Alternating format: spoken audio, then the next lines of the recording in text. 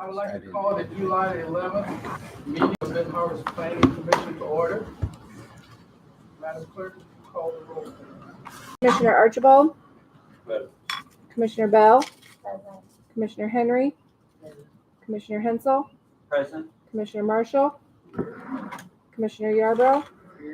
Manager Mitchell. Here. Mayor Mohammed. Present. Chairman Reed. President, You have a quorum. at this time, I would like to get a motion to approve the agenda. Motion to approve. Support. Motion is made by City Manager, supported by Mayor Mohammed. Call the roll. Commissioner Bell. Yes. Yes. Commissioner Henry. Yes. Commissioner Hensel. Yes. Commissioner Marshall. Yes. Commissioner Yarbrough. Yes. Manager Mitchell. Yes. Mayor Mohammed. Yes. Commissioner Archibald. Yes. Chairman Reed. Yes. Motion carried.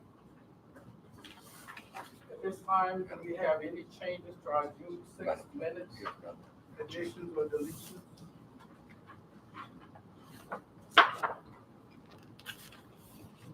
Hearing none, I need a motion to approve the minutes of the June 6th meeting. I'd like to make a motion. Motion's made by Mayor Mohammed, Support. supported by Commissioner Archibald. Call the roll, please.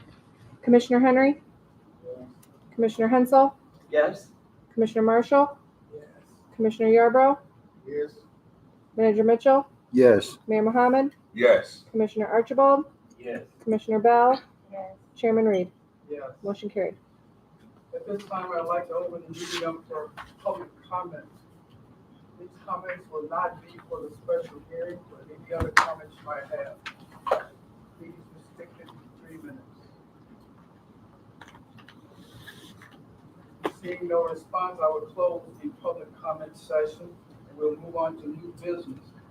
At this time, we will have a public hearing for a special use permit for the 900 Origo Road property. The PIN number is 11-54-0007-0102-03-1 for the operation of an adult use recreational Class C grower facility. We have the applicant to make a presentation. Good afternoon, everyone. Thank you for having us and allowing me to speak on our special use permit. My name is Kathy Pyle. I'm the VP of Operations here in Michigan for Novo. What we have in front of you is a request to have a special use permit to increase our Class C license of adult use at our grow facility. We had a secondary medical license. Currently, let me back up. Currently, we have 2 adult use licenses allowing us to grow 3,000 plants for adult use, which is recreational. We have 1 medical Class C, which is 1,500 plants, giving us a total of 4,500 plants currently. We did have an additional 1,500 plants allowed through a secondary medical that we relinquished at the beginning of the year because the medical industry for recreation or medical industry for cannabis has dropped off tremendously. So in January, we relinquished that license, and as of February, the state said, hey, we're going to let you transfer your anything that was medical to recreation. Had we known that prior to that, we would have kept our license.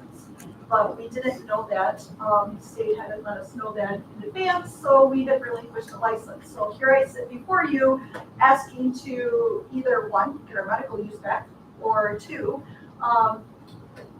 get a second or a third recreational license to allow us that extra 1,500. We are not adding anything to the facility. It is all inside. It is all within the facility. We had, when we designed the facility, we had created rooms large enough to hold and house this many plants. In 2021, the city received $56,000 in taxes from our retail location. With that, we were the only ones open. We were doing medical recreational. And at that time, our products, we couldn't keep up. Today, fast forward to 2023, we still cannot keep up. The supply and demand is so strong in our stores internally. In 2022, $325 million was brought in to the state of Michigan for tax, through excise and sales tax. It was a 30% increase from 2021.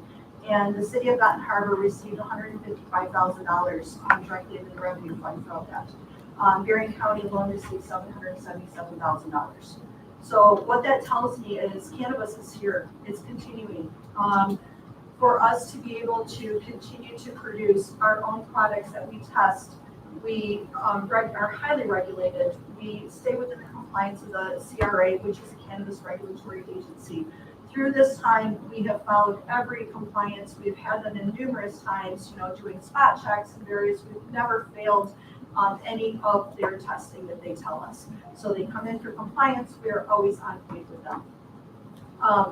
So one of the great things that I feel that helps us is the more product coming through our own stores, the better I feel, because it's grown locally here, it's giving jobs back to the community here, it is increasing our revenue in this community, which goes to the schools. I was so happy to see Governor Whitmer increase the school aid fund. I personally have a big interest in the schools. I came from South Haven Public Schools as a business manager, and I understand how difficult it is to fund the school districts. It doesn't matter, it looks like all these millions of dollars, that's not the case. But the cannabis fund increased 35% of all of the sales go to the school aid fund. This year, we were able to increase the school aid fund 5%, which now every student receives $9,608 per pupil in the school district. That's not counting the grants or anything else that they receive in addition to. That's just per pupil funding. And that goes directly back to the schools. So 35% of all excise sales tax go back to the school districts. So what I'm trying to say is the more we help produce in this community locally, it stays in this community locally. So that is the reason I'm asking today for that secondary license, so that we can continue to give back to the community. Any questions?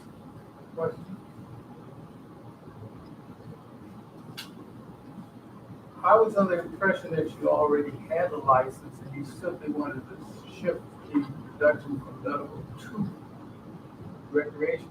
We do. We have 3 licenses currently, 2 recreational and 1 medical. The time has passed. We've been trying for this for a while. So the time has passed, and we are now down to 2 recreational, 1 medical. So we are looking at increasing that back up to 6,000 plants. So it's the same plant, it's just different use. Correct. Okay. Yes. Members, questions or discussion? The city manager and staff have anything to contribute to the public hearing at this point? No, I don't have to say. Okay. If there are no additional questions, I'd like to open up this segment now for public comments. Anybody in the public wishing to comment? We'll close the public portion of the session.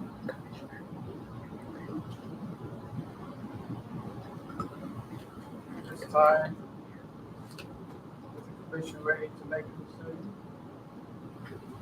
I make a motion that we approve the application as presented. Motion made by Commissioner Marshall. Support. Support. Support by Commissioner Yarborough. Call the roll, please. Commissioner Hensel, Yes. Commissioner Marshall, Yes. Commissioner Yarborough, Yes. Manager Mitchell, Yes. Mayor Mohammed, I reserve mine for the city council. Commissioner Archibald, Yes. Commissioner Bell, Yes. Commissioner Henry, Chairman Reed. Yes. Motion carried. Thank you.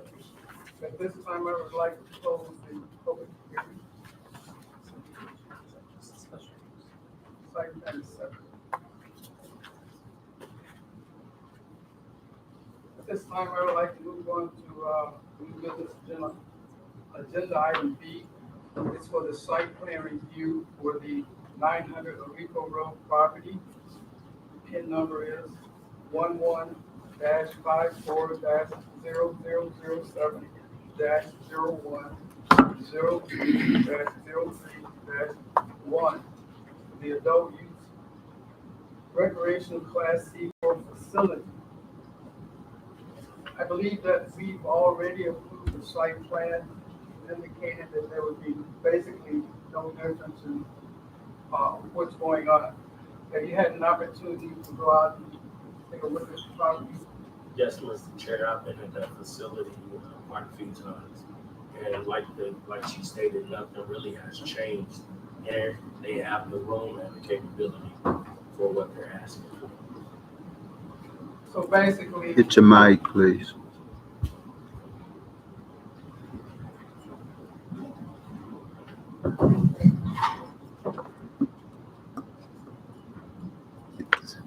basically nothing has changed. No, sir, it hasn't. Any conversation or discussion from the commissioners? I'd like to make a motion that we approve the site plan. Motion is made by Commissioner Hensel. Will get support? Correct. Commissioner Marshall, support. Call the roll for approval. Commissioner Marshall, Yes. Commissioner Yarbrough, Yes. Manager Mitchell, Yes. Mayor Mohammed, Yes. Commissioner Archibald, Yes. Commissioner Bell, Yes. Commissioner Henry, Yes. Commissioner Hensel, Yes. Chairman Reed. Yes. Motion carried. I'd like to move on to item number 7, old business. Monthly applicants report of the members. I'd like to welcome 2 new members, Steve Archibald and Commissioner Anthony Bell. At this time, we are fully seated, all members are present. Okay, at this time, I would like to move on to item B, update of the master plan. Lippens?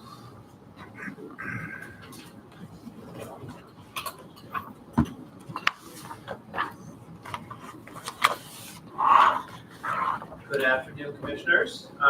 It's my pleasure to be here today to offer an orientation to the draft West Bend Harbor Community Plan. Really excited to be at this point where we have formatted a draft. We've incorporated all the many comments that we've heard throughout the process and done our best to create a plan that will be a guide for the city's development and approval processes for years to come. Just to, pause a little bit. We all know that by this point that the state of Michigan requires the development plans to be updated every 5 years. So this plan represents kind of a new benchmark in the city's planning processes, and also something that we hope will actively be implemented over the next 5 years, and then, of course, updated when the time comes as well. Also, I'm hoping today just to provide an orientation to this plan. There's no action requested by Planning Commission now. I know at the last meeting we talked about maybe Planning Commission making a motion to recommend City Council or City Commission start the 63-day review period.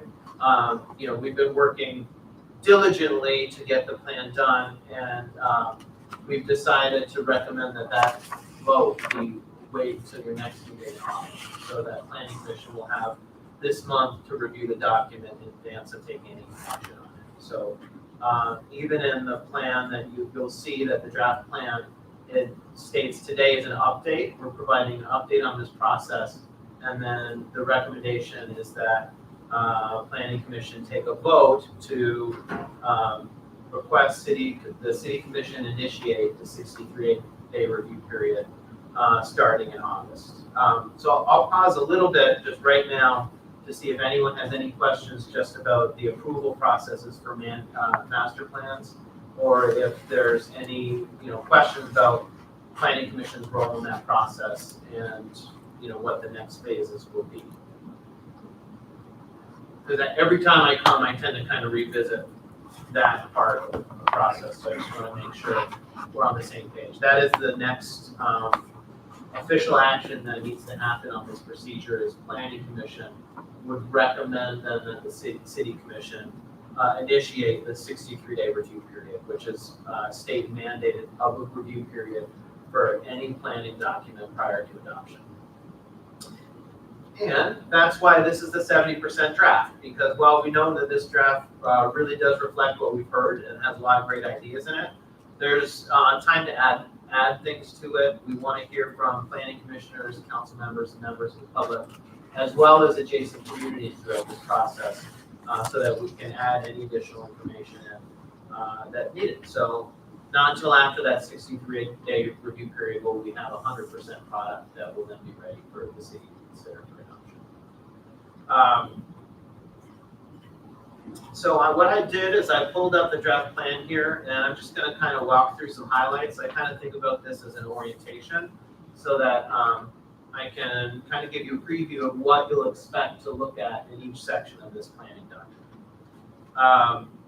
So it's split into 9 chapters, and each one of these chapters is designed to be printed separately, so as a magazine full document. And then in your draft, if you have it printed on 8.5 by 11, you'll see that some of the maps are split with the legend of the map on either side. When it's printed in magazine format, that will actually be the center of the magazine. So each magazine will open up to a full 11 by 17 map. So each one of those maps is placed in the exact middle of those chapters. And so the chapters are divided. The first chapter is the community action plan. This is really the implementation part of the plan, and I like to put those first because that way, if someone reads one thing, they'll dive right into implementation. It's really kind of a user-friendly way of organizing a plan. So you don't have to read through the entire plan to get to the end and then look at that action plan. We like to put that right up front. The next section is called Securing Community, and that section is addresses the community facilities requirements of the State Planning Enabling Act. It also provides information around creating equity in the city through different policy approval processes. And we heard a lot about the importance of equity in supporting the city's current residents in development processes. So we thought it was important to also put that information towards the front of this planning document. The next section is called Growing Community. And one of the other things that was really highlighted in all of the engagement we did was the importance of this plan really focusing on neighborhood development and the quality of neighborhoods for new housing, that new housing fit and match the existing character of neighborhoods, and that there were also opportunities for people to have services near where they live. So we also structured that section towards the front of the plan. And within that section, we also talk about different types of middle housing. So how do you build duplexes, triplexes, and small apartment buildings, quadplexes in a manner that really helps to accentuate neighborhoods and leads to walkability. So we've included those guidelines for middle housing in that section as well. The next section is called Progressing Community. And this section makes the additional step of then talking about how do you do neighborhood development in a way that is contextually appropriate, helps to build citywide capacity, and utilizes some of the city's resources, like the land that the city holds to support neighborhood redevelopment. It also covers different tools for supporting development of this type. States some objectives for public-private partnerships. How does the city work with developers and residents? And how can new development in the city be used to help build generational wealth so that residents of Benton Harbor today benefit from any new development that happens in the future? And that's what we mean by progressing community, that this is a plan that is designed to support and build wealth for Benton Harbor's existing residents. The next section of this plan is called Connecting Community. Connecting Community addresses the transportation and connectivity requirements, as well as recommendations for the city's park system. We did cover things like complete streets. So how should streets be designed to support walking, biking, and we covered the city's transit system in this chapter as well. The next chapter, chapter 6, is called Building Community, and this is the chapter that really addresses land use policy. So the future land use plan, which is the guide for any zoning regulations that the city wants to make changes to in the future, as well as providing general character descriptions for each area of the city. The building community section in the future land use map is a real, it's a condensation of the many layers that were in your 2011 plan. They've been condensed to meaningful descriptions of the city's neighborhoods. And so I would call it simple, but intentionally simple to really guide future development. And it is based on the goals we heard from residents during planning week. And the first version of this future land use plan was developed during planning week. And really since then, it's only been refined to the edges of each of these districts, but the concepts that were presented in planning week have stayed the same. The last 3 chapters of the document are kind of summaries of the research, and they're very similar to what we've presented before to Planning Commission. So the engaging community section is a summary of all of the feedback and participation we've gotten from community members throughout the process. And that's chapter 7. Chapter 8 is called Understanding Community, and that is a summary of past research that was completed throughout the process on the planning history in Benton Harbor, as well as the demographic analysis. So existing conditions based on census data and other data sources for what current trends are and the existing conditions in the city. And then the final chapter, Community Atlas, is kind of an extension of that chapter, but what it's doing is presenting the geospatial information in a series of maps. So this is a good resource too if you're wondering about where the floodplains are in the city, or where the transit lines run. Those types of information are included in that final atlas. So that's the run through. I'm going to kind of just do a scroll through this, and then we can maybe have a little discussion, talk about some highlights. So within the strategic action plan, we've provided, in addition to the goals and objectives and actions that we've discussed prior meetings here, we've added priority, time frame, responsibility for partnerships, both for cities, organizations, as well as partnering agencies, and then some guidelines for how to seek funding to implement the activities. And then each of the goals that were developed with the city through the public engagement process have a series of objectives and actions as well. Then here's the next chapter, securing community.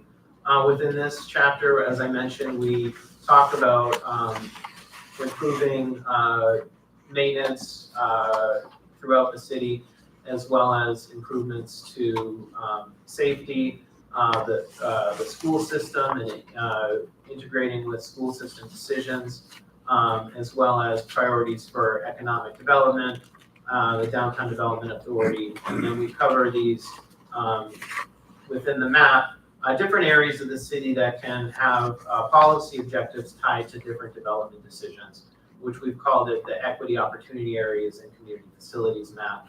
And then each one of those opportunity areas has a series of policy objectives tied to them. So the home investment opportunity area, the Black Wall Street opportunity area, the education opportunity area, the entertainment arts opportunity area, the Midwest commerce opportunity area, and the resiliency opportunity area.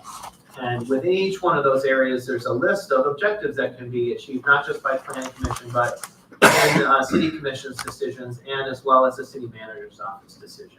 These are lenses with which to view development opportunities within each of those areas. The next section, growing community, we have some exciting metrics that we've developed in partnership with the city staff that really help to put some numbers on the many objectives and goals that we heard through the public engagement process. This again is an opportunity to add, revise, but we're comfortable with where this is now. The idea of 3,000 new homes by 2040, 1,000 renovated homes. This means renovations for existing Ben Harbor residents that maybe would qualify or just need a little help renovating their home. 1,000 renovations by 2040 and 10,000 residents by 2040. So this is aggressive, but it's also talking about building the city back to its previous size in 1960, where it was about twice as big as it is now. And again, these objectives help to do things like build city capacity, increase city tax revenue, and will provide the opportunity for new and better services to Ben Harbor residents. This idea here, Mayor, if I may, this phrase came from one of our meetings with you when you said make Ben Harbor a gentrification-proof city. I really think this is a powerful message, and anytime a city does embark on improvements and wanting to actively create new residents, it's important to do that consciously with the idea that it's going to be done in a manner that supports the existing residents. So by stating this goal, that we're helping to make the city's decision-making bodies empowered to make sure every decision that's made is brought through this lens because it's actively stated in the plan. We talk a little bit about that, but we also talk about the opportunity to build with outreach to artists and residents, making Ben Harbor a sanctuary city so that you can also reach new immigrant populations. And then this chapter goes into the missing middle, middle housing investment strategies, providing details on how to encourage different housing types within each future land use category, and then providing guidelines on each middle housing category, including illustrations with design guidelines and pre-approved site plans. So this idea is that what we want to do is make it easier to develop by showing how each of these middle housing building types could be incorporated in each neighborhood, and then how they can be placed on city lots in order to reduce the amount of time it takes to approve these processes. And I'm going to kind of flip through some of these building type renderings. And then we have a map in this one that is described as middle housing opportunities, where we show public-owned sites, both City of Ben Harbor properties, but also Housing Commission properties and school properties.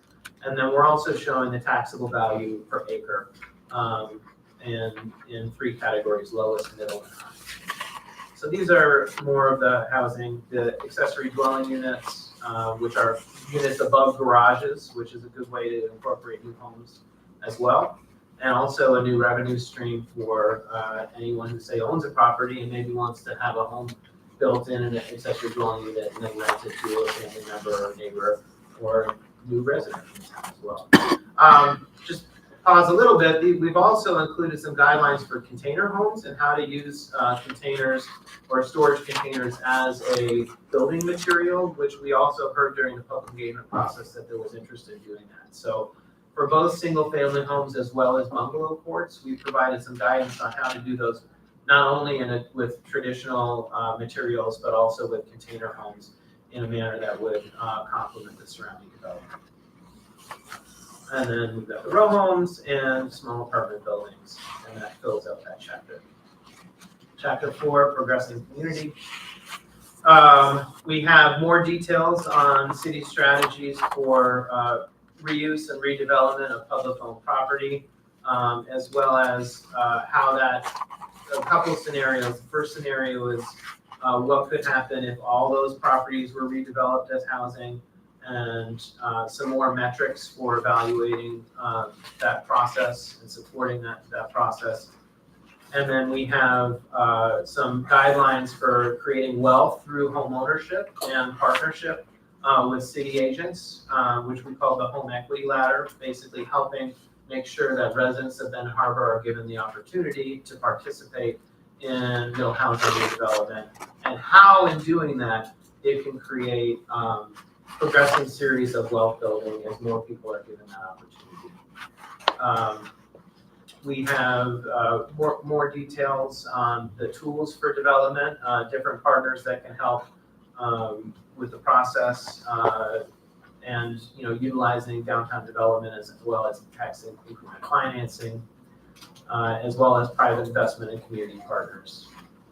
And then the last part of this chapter is housing plans that show how middle housing can be integrated into existing areas that have underutilized vacant lots or also vacant structures. And each of these areas were a part of the tour that we did during planning week with participants. So we went out and looked at these areas, photographed them, and then worked on concept plans for how they could be developed.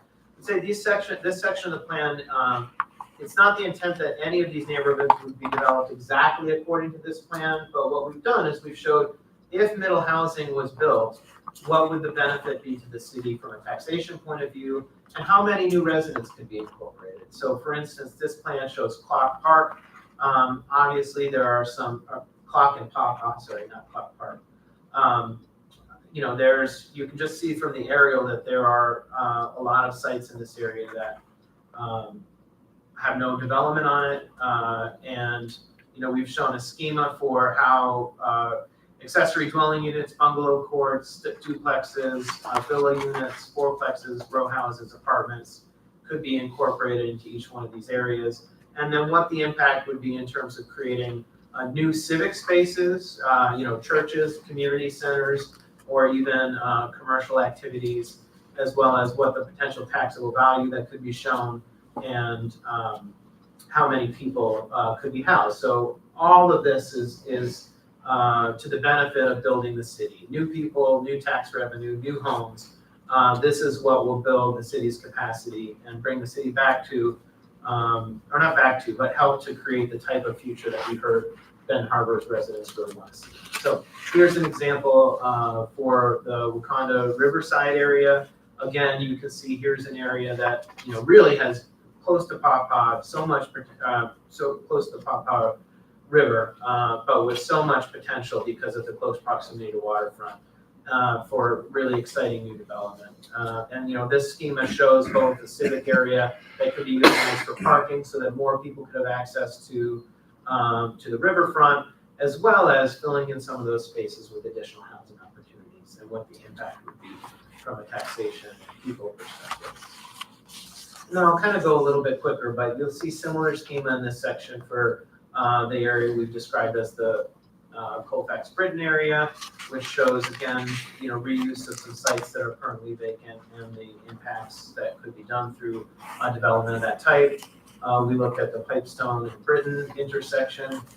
You know, some of these are bigger than others, some are smaller. You know, this is the plan for the Valley Schultz area, which is, you know, kind of an unseen nook in town, but really could be, again, a beautiful area right next to Ox Creek, which the city's investing in. You know, this is a perfect area to think about really cleaning up to the level that would support new residential neighborhoods. So we've shown a schema for that. And then, of course, we looked at Empire Broadway, neighborhood center, you know, would be great to have more commercial activity so close to many of the city's existing residents, as well as Broadway Park is in this area, and just would be a really, really great area to see more investment. And then the final plan in this section is the Riverview plan.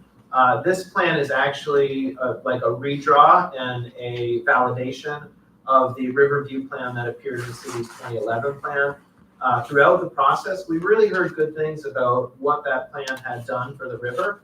So we chose to listen to those comments and show what that plan would look like with the same analysis that we were doing throughout the neighborhoods. So we thought it was important. While most of our design work did focus on neighborhood redevelopment, we know that this is a plan that does provide many useful development goals for the city.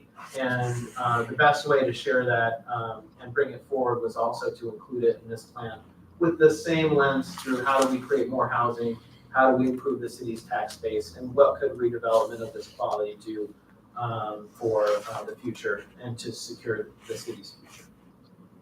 So then we just have a few kind of insets at the end of that chapter to show all the plans together. The next chapter, connecting community. This is the transportation part of the recommendations, which shows in addition to the Parks and Boulevard system map, we discuss each of the city's resources. This is not at the level of a Parks and Recreation master plan, but we did want to include an inventory of the city's parks as part of this. We talk about the city's work that they've done with the University of Michigan group on revitalizing the Arcs Creek corridor, and this is one of the images that group created during planning week.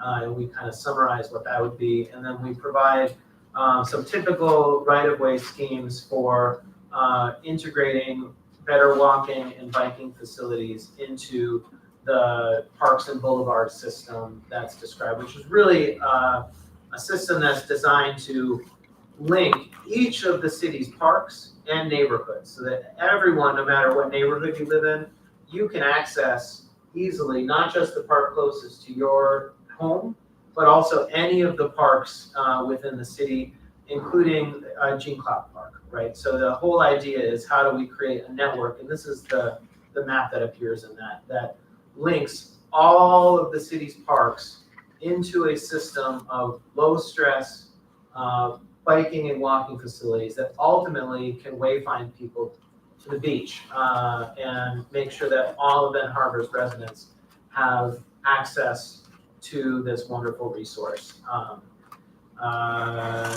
And to all of the other parks. I mean, Gene Clark Park is amazing, but all the parks in the city are really great. I mean, Hall Park, Broadway, some of the neighborhood parks, Union Park, which has been reinvested in the last year. These are really wonderful places that the system has to essentially be designed to support. So that's what this is about. And you'll see some of these schemas for retrofitting the right of way in this section as well. We've also taken a minute to define the different types of bike facilities that can be used to support biking. As I mentioned earlier, we've covered some overall objectives for Takata, the city's transit system, and then we've also supported the idea of complete streets throughout the city, which is a requirement of the state of Michigan. The next section, building community, as I mentioned, this is the future land use plan. So we've provided guidelines on redevelopment for neighborhoods.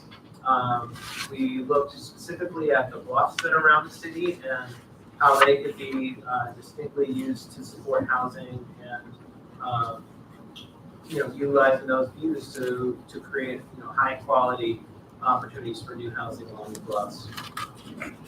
Neighborhood center, this is more like the commercial areas close to the neighborhoods. Parks and public uses, obviously, we know what those are. This is the future land use map. And then we have the riverfront harbor area and the regional center area, which incorporates most of what we think of as downtown. Of course, we also have an industrial use category. This chapter also includes a zoning plan. The zoning plan is also a requirement for the state of Michigan. And the zoning plan summarizes the objectives that we developed at our working session in November with Plan Commission for the zoning update. So all of the sections here for priorities for zoning amendments came directly from Planning Commission in our discussion about Plan Commission's the things that you've experienced mostly in the development review process that you thought should be addressed in the zoning update. It also provides a table that shows how each of the new future land use categories relate to the city's zoning districts. And then I'm going to spend just a little bit quicker. So that's kind of the bulk of the recommendations for the plan. I think Plan Commission will be mostly familiar with these last chapters because they were essentially included in the 50% memorandum as they are here. They've just been expanded on a little bit, and of course design. So we've also now included photos of the many events and discussed a little bit more in detail what the summary results were for each of the sections. So you've got the public engagement summary, and then 8, understanding communities. I mentioned you have a description of the historical planning documents and how they relate to today, and then the demographic analysis, which presents existing conditions, which has been expanded on a little bit since the 50% draft. And then I'm going to go finally, community atlas. So that's where I mentioned you've got a good spot to go and just take a look at any of the data that was prepared in the geographical form, including traffic volumes, as I mentioned, transit routes, this is the 2011 non-motorized pathway, which is now added to with the Parsons Boulevard plan, the floodplains, wetlands. These are homestead exemptions, so these are where the homeowners live in the city. Interesting. Assessed value, both by total assessed value and then shown again for perspective by assessed value per acre. And that's it. That is the orientation of the whole plan. So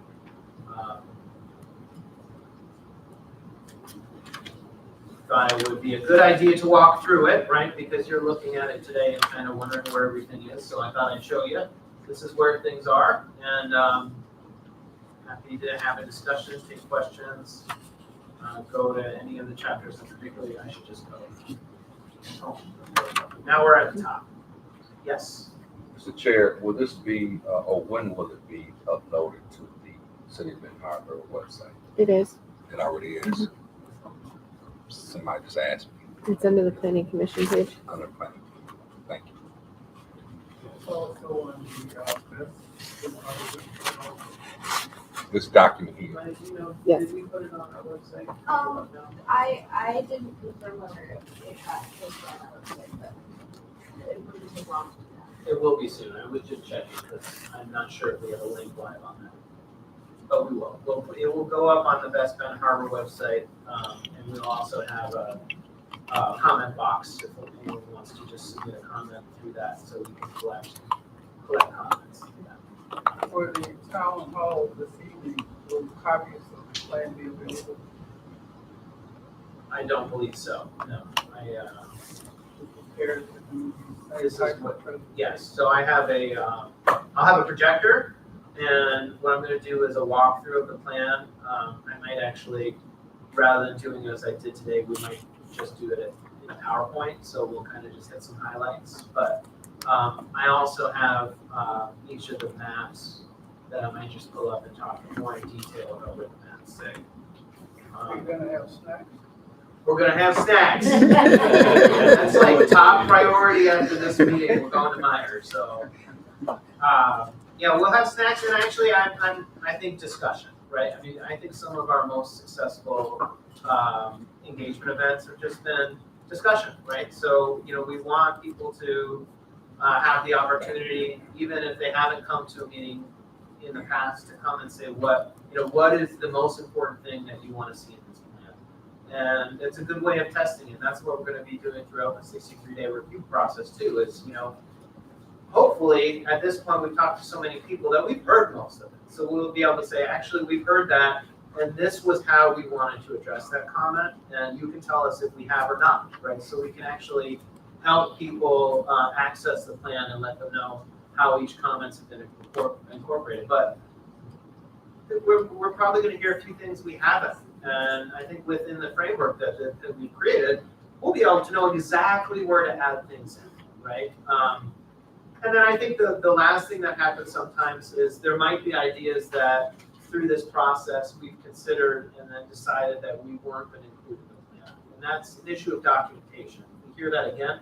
We might go back and say, you know what, we decided not to include this in plan, but now we're hearing it again and again and again. So maybe we should revisit that decision, or we just need to be forthright about communicating. Like, that's an idea that the city's not, ready to take, or that's an idea that, maybe instead of doing that was addressed in a totally different way. And that's a part of this process, certainly, is documenting not just the ideas that go into the plan, but some of the ideas that don't. and being able to say why. We have 210 pages to digest between now and 6 o'clock this evening. And the fact that we don't have copies that we'd be able to give out to those who show up in person. What's the best way to disseminate this information to those that don't have access to computers or smartphones? Look at how we might want to do that. Well, one suggestion I can make is to have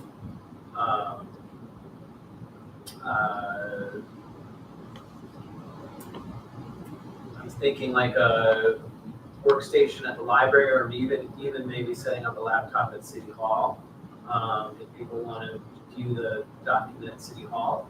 But certainly the library, I think even just providing library staff with a one pager that says this is the website, and anyone that comes in, please give them this, or let people pull it up there. I will say, I've never really made full copies of a plan of this size for anyone who comes into the room, right? It's a significant expense to produce a 200-page color plan, and I think the city will have some bench copies that you'll have on site, but will you produce this for everyone at a public meeting? It's not something that I've done with any community, so I think it's important to let residents know too that it's not common for a city to produce, say, 50 plans in draft phase. I mean, I certainly would say when it's adopted, it would be great if we would make a lot of them. I think having this around would be great, but this is still in draft form.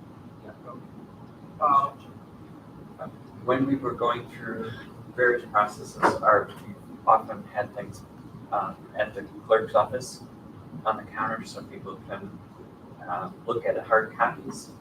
And then speaking as a trustee of the library, I would say we would like to have a hard copy because there are people who just don't want to be bothered with a computer. Also, if staff is busy, they can hand the copy out in the reference room and people can take a look at it and return it. It's a great suggestion, certainly common, especially with zoning ordinances, to have a match copy. We had someone in the audience who had a question. Also, Chair, I'm not sure if you saw the mayor. Yeah, I would just say that we, Harold Palladium, WSJM, Spirit. Power 153, Ben Spirit, the recommendation of the city manager, that I do support. And just try to get the word out through the media outlets. I think social media, I do believe we have a page, that's been Harbor page, where I think this meeting should be shared as part of the link. That's what we are doing, a kind of a cursory review here. But I do agree, killing trees with 200-page,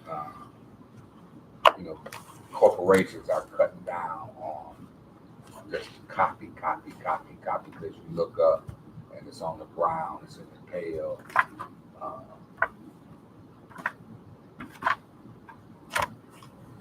So there's a slide on this one. Mr. Chair, one of the things that needs to be emphasized is this is not a document that's going to be sitting on the shelves. This is a working document that will be used as a guide. Absolutely, yes.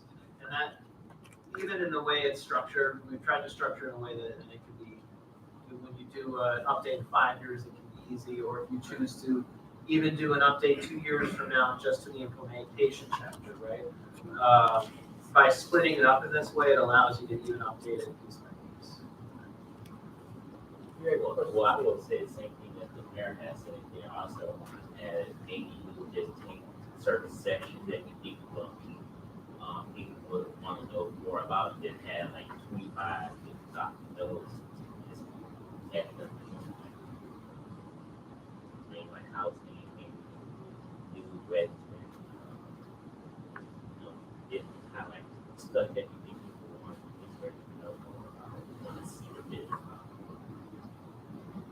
there any other questions from the citizens?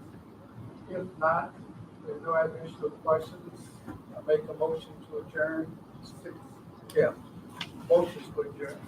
Support. Excuse me. The commissioners don't have an opportunity to make amendments. Okay. I did ask if there were any additional comments. Do you wish to make a comment at this time? Actually, you said, yes, I would like to make amendments. At the last meeting, you said that you was going to get the attorney opinion on the questions that I had. I would recommend that you refer all questions through the city manager, to the city's attorney. We made a motion to bring forth the statement on July 3rd. And from this point on, I believe that that would be the correct procedure to proceed.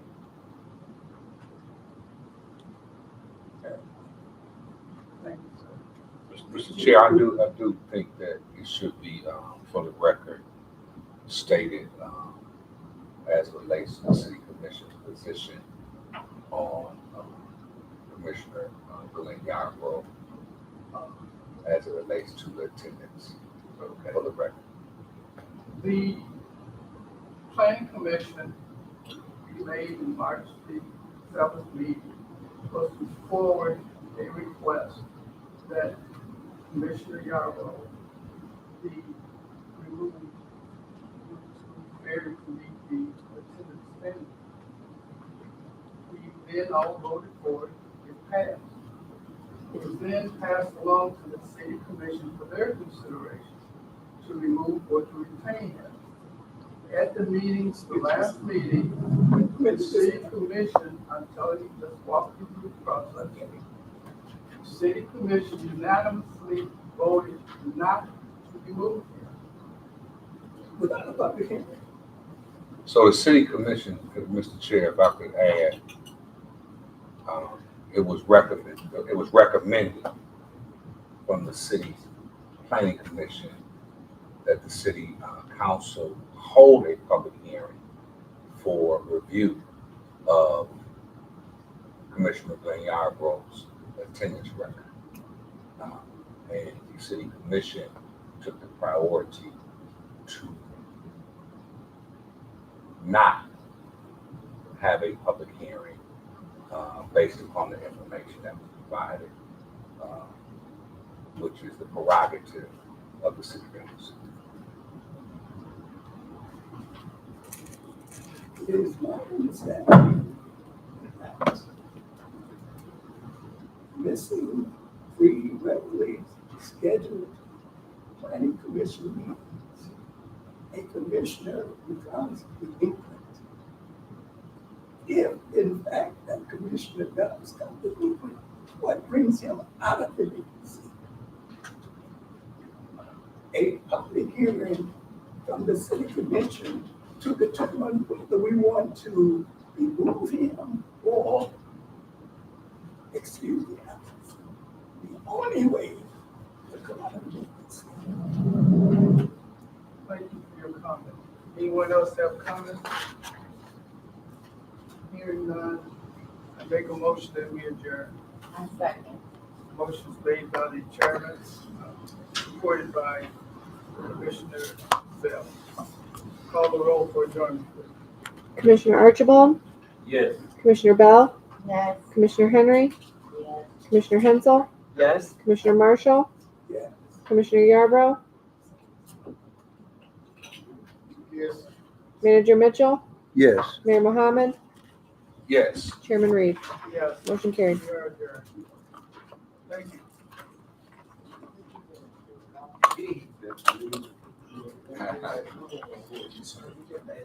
Boy,